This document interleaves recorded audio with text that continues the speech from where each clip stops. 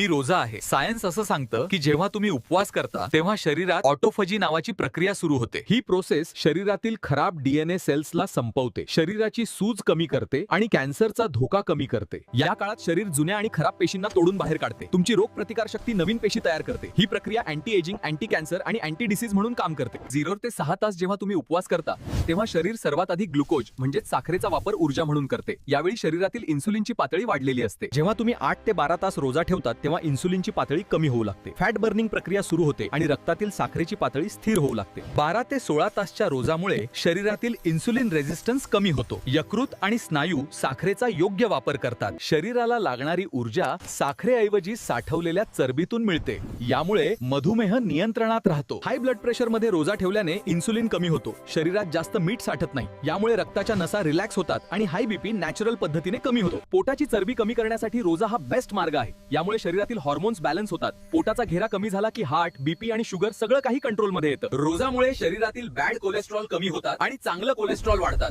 यामुळे heart attack आणि स्ट्रोकचा धोका कमी होतो. स्ट्रेस आणि डिप्रेशन मध्ये रोजा केल्याने शरीरातील कॉर्टिसॉल, स्ट्रेस हार्मोन कमी होतात, मेंदूला शांतता मिळते आणि मूड चांगला राहतो.